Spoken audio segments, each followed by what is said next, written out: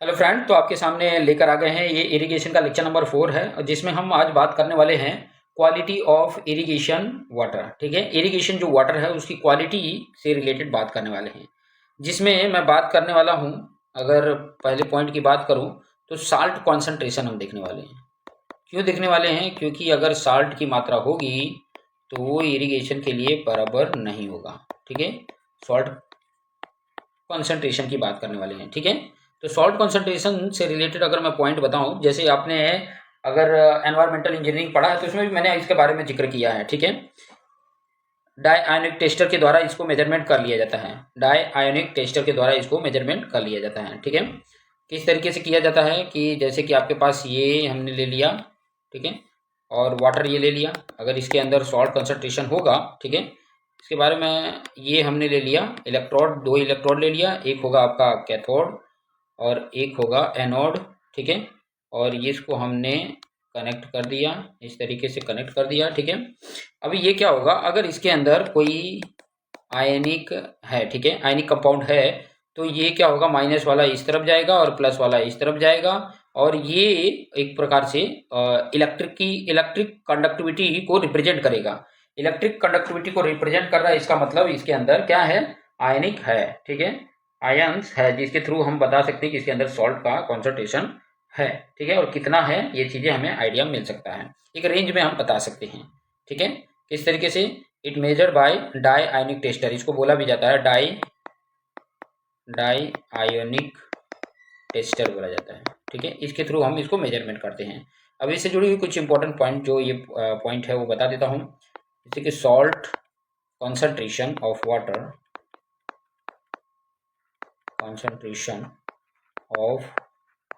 water is measured in terms of electrical conductivity, किसमें, micro मोहो पर centimetre. ठीक है, जिसको इस तरीके से इंडिकेट करते हैं, शॉर्ट में इसे लिख देता हूँ, म्यू माइक्रो मोहो पर सेंटीमीटर। ठीक है, क्लियर। आगे पॉइंट अगर मैं बताऊं कि सॉल्ट कॉन्सेंट्रेशन की बात करें, salt concentration in water excess of 2000 ppm, मतलब mg पर लीटर, मतलब कहने का मतलब है 2000 mg पर लीटर, ppm का मतलब ये हो गया, is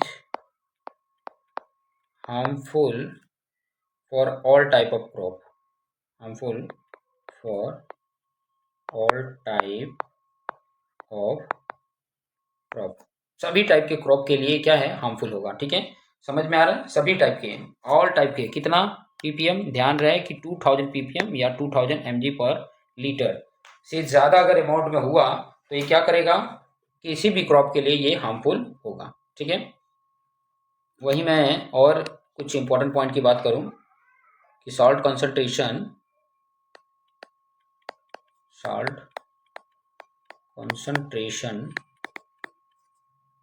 in range of 700 ppm, अब ppm से समझ गए होंगे, इज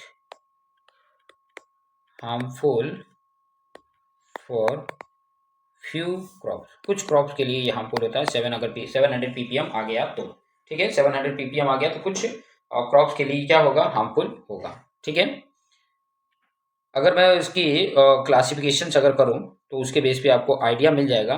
ठीक है, जो पॉइंट मैं लिख रहा हूं उसके बेस पे थोड़ा सा देख लीजिए, बड़े आसानी से आपको समझ में आ जाएगा, कुछ ज़्यादा मतलब आपको टेंशन लेने की जरूरत नहीं है। Classification of water on the basis of electrical conductivity,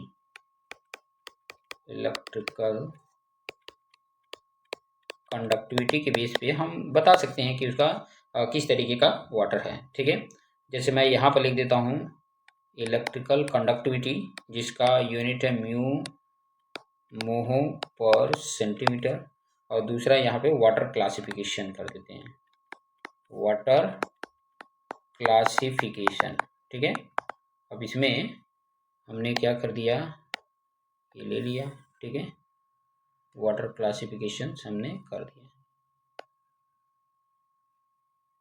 ठीक है, ओके, अब लिख लेते हैं।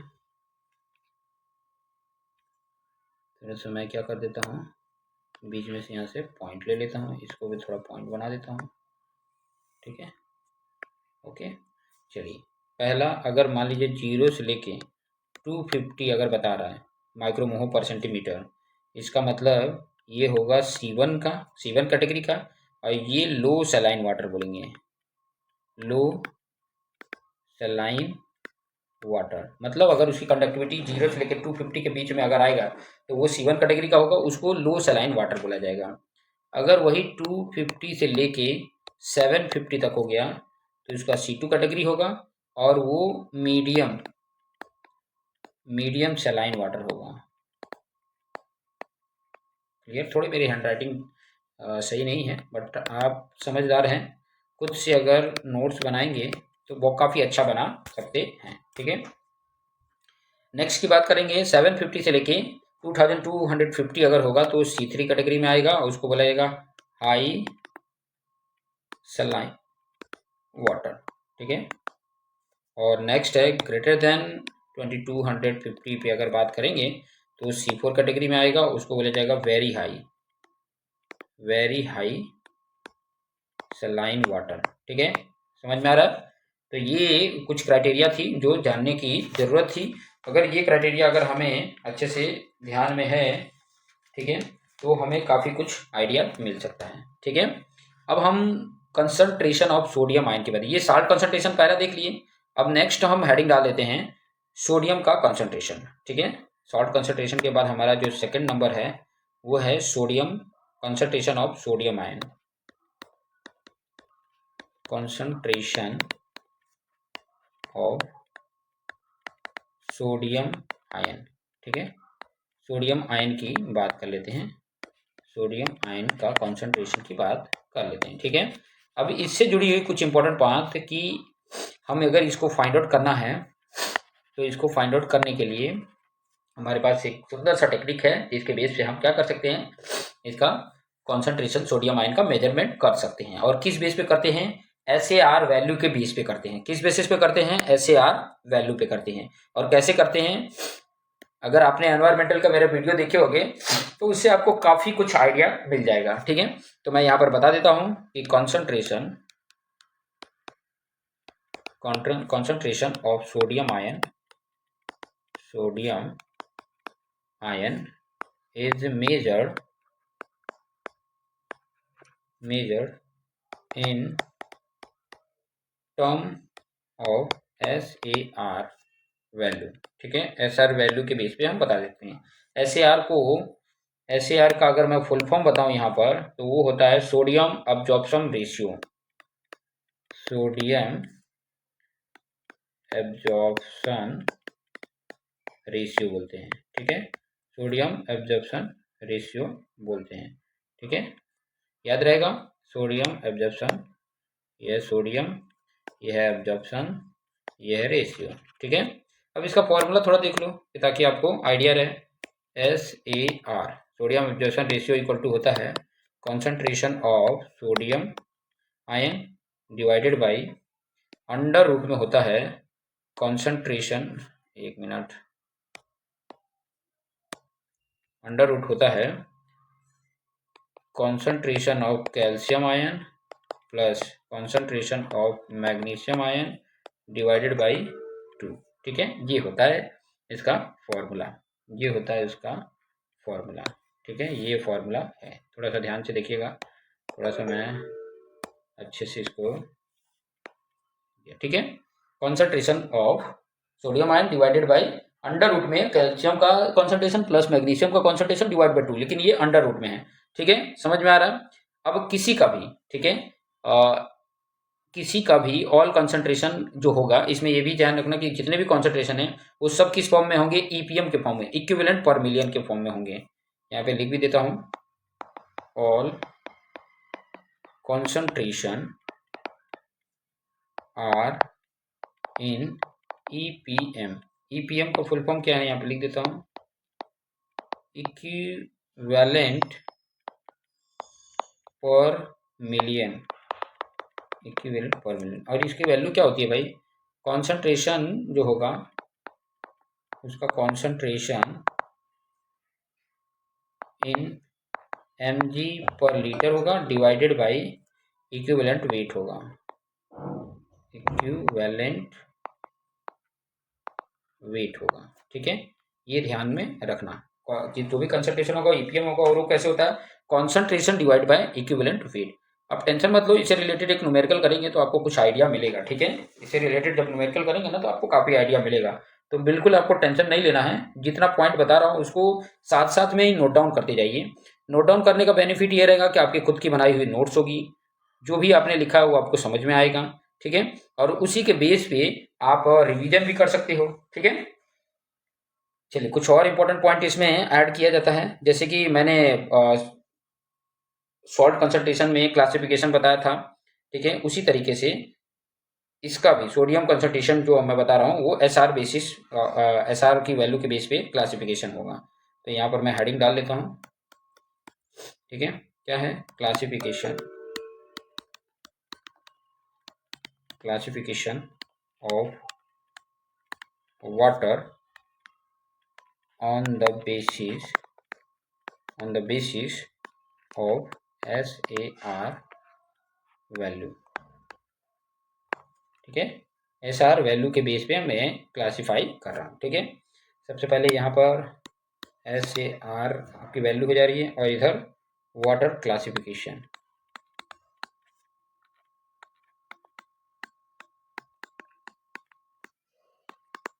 वाटर क्लासिफिकेशन हो गया।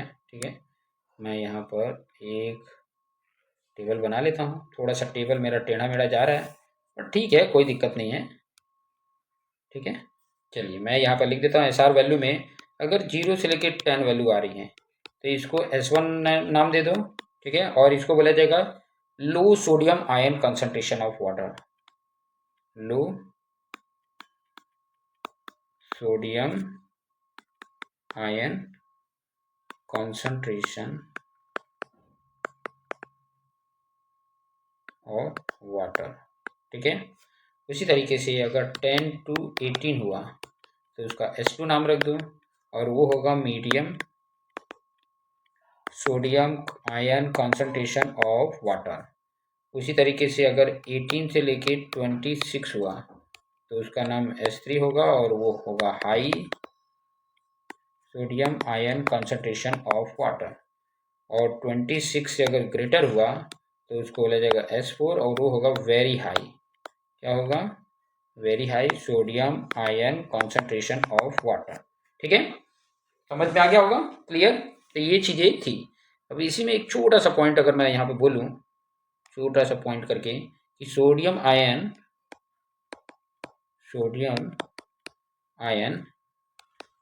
Can be reduced by adding gypsum. Gypsum मैं अगर ऐड कर देता हूँ वाटर में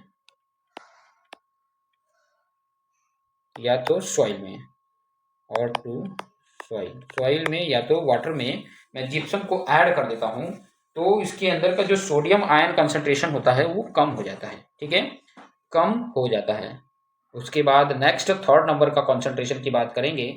थर्ड नंबर का कंसंट्रेशन है वो है boron concentration, boron concentration, boron concentration की हम बात कर लेते हैं। ठीक है, बोरॉन कंसंट्रेशन जो होता है कितना होना चाहिए,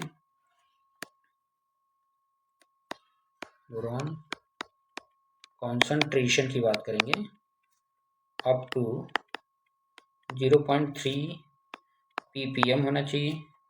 एज डिजायरेबल होता है, क्या होता है, डिजायरेबल फॉर प्लांट ग्रोथ, मतलब इतना तो चाहिए ही। प्लांट ग्रोथ के लिए बोरॉन कंसंट्रेशन 0.3 ppm चाहिए, but if this concentration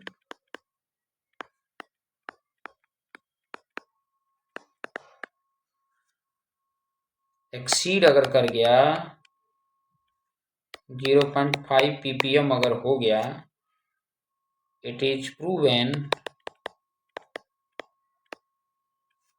to be toxic for plant के लिए टॉक्सिक हो सकता है, प्लांट के लिए जहर के समान हो सकता है। तो बोरॉन का कॉन्सेंट्रेशन 0.3 ppm तक ठीक है, उससे ज़्यादा अगर 0.5 ppm हो गया तो वो उसके लिए जहर के समान हो सकता है। प्लांट की ग्रोथ के लिए हमने 0.3 ppm तो डाल दिया, लेकिन उससे ज़्यादा अगर बढ़ गया तो वही उसके लिए क्या हो सकता है, नुकसानदायक हो सकता है, वो उसको क्या कर सकता है, नुकसान पहुंचा सकता है। ठीक है, तो आइडिया मिल रहा होगा, जो मैं बताना चाहता हूँ वो सारा कुछ आपको बेहतर तरीके से समझ में आ रहा होगा। ठीक है, चलिए कोई नहीं, एक इससे रिलेटेड क्वेश्चन कर लेते हैं कि ताकि आपको आइडिया रहे। ठीक है, इससे रिलेटेड एक क्वेश्चन कर लेते हैं। चलिए मैं क्वेश्चंस लिख रहा हूँ, जैसे मैंने आपको बोला भी था, एक क्वेश्चन लिख रहा हूँ। अब क्वेश्चन क्या है, बोला है following data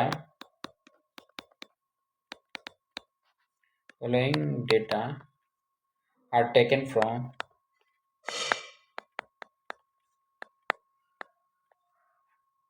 taken for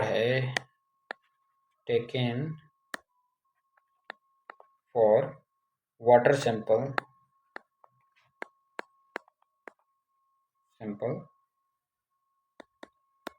sodium ion का कॉन्सेंट्रेशन दिया है 345, देखो mg पर लीटर में दिया है ना कॉन्सेंट्रेशन, और साथ में कैल्शियम आयन का कॉन्सेंट्रेशन दिया है कितना, 60 mg पर litre.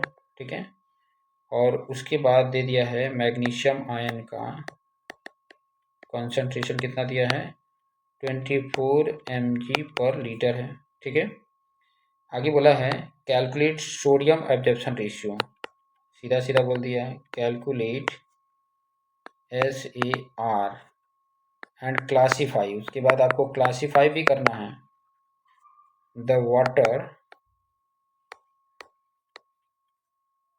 On the basis,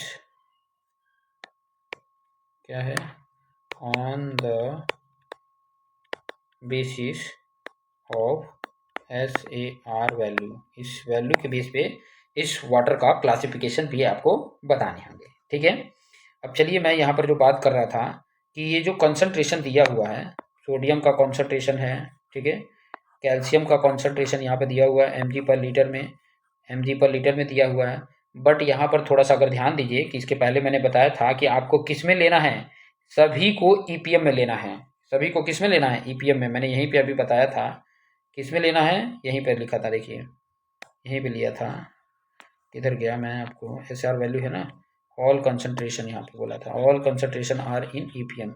EPM मतलब कंसंट्रेशन mg पर litre divided by equivalent weight. अगर आपने पढ़ा होगा, क्या पढ़ा होगा, अगर आपने,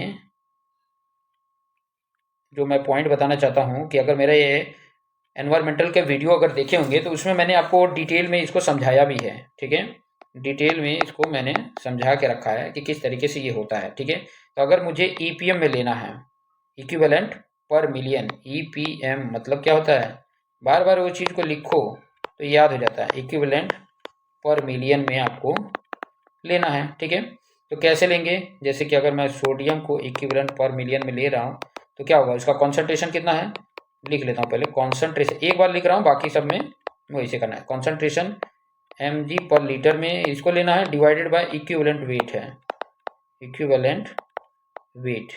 ठीक है, अब यहाँ पर देखिए सोडियम का कितना दिया है, 345।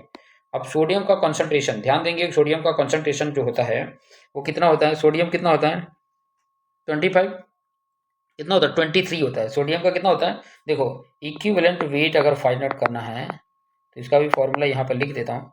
इक्विवेलेंट अगर वेट फाइंड आउट करना है तो ये नोट डाउन कर लेना, वो होता है मॉलिक्यूलर मास, मॉलिक्यूलर वेट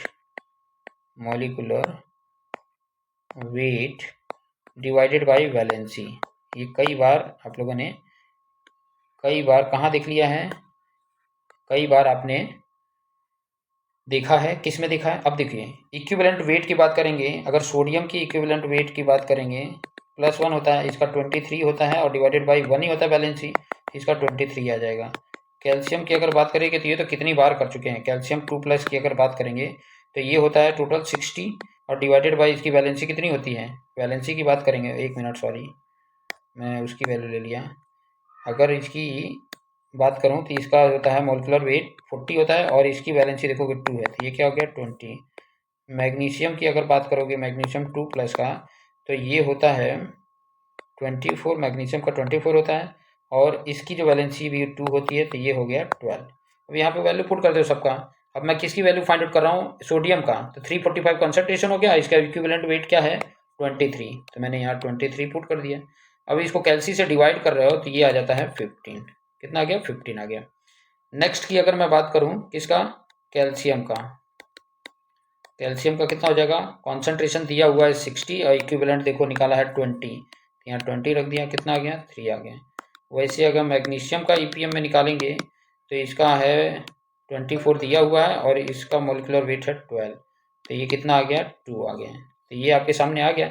अब डायरेक्ट SAR वैल्यू में हमने पुट कर देना है, क्या है Na+ का ईपीएम में कॉन्सेंट्रेशन डिवाइडेड बाई √ कैल्शियम का प्लस मैग्नीशियम का डिवाइडेड बाई 2, ऊपर कितना हो जाएगा 15, नीचे √ में 2 + 3 डिवाइडेड बाई 3 + 2 लिख देना, डिवाइडेड बाई 2 हो गया। क्लियर। अब इसको अगर सॉल्व किया जाए तो ऊपर तो 15 है, नीचे क्या आ गया √ में 5/2 हो गया। अभी इसको थोड़ा सा पलट दिया जाए या कैल्शियम में वैल्यू निकालोगे तो अप्रॉक्सीमेट 9.48 आ जाता है, 9.48। अभी ये किसको रिप्रेजेंट करता है, 0 से 10, 0 से 10 के बीच में आ रहा था S1 होता था और ये होता था very low sodium ion concentration, low sodium ion concentration हो जाता है, कंसंट्रेशन ऑफ वाटर। तो इस तरीके से आप क्लासीफाई भी कर सकते हो और साथ साथ में इसके SR वैल्यू भी फाइंड आउट कर सकते हो। तो SR वैल्यू किस तरीके से फाइंड आउट होती है वो समझ में आ गया होगा, ठीक है, आइडिया मिल गया होगा। इसी तरीके से आपने SR वैल्यू को फाइंड आउट करना है, ठीक है, आइडिया मिल गया, ठीक है। अब नेक्स्ट हम बात करेंगे कि वाटर रिक्वायरमेंट ऑफ क्रॉप से रिलेटेड हम नेक्स्ट वीडियो हमारा होगा, ठीक है। तो ये टॉपिक को अच्छे से थोड़ा सा देख लेना, समझ लेना, ठीक है, और अच्छे से नोट्स बना लेना कि ताकि आपको बेहतर तरीके से आइडिया मिल सके, ठीक है। तो अभी के लिए इतना ही रखते हैं, नेक्स्ट में आपको वाटर रिक्वायरमेंट फॉर क्रॉप के रिलेटेड हम बात करेंगे, ठीक है। बहुत सारे इंपॉर्टेंट पॉइंट हम जिक्र करने वाले हैं, तो इसको देखते रहिए।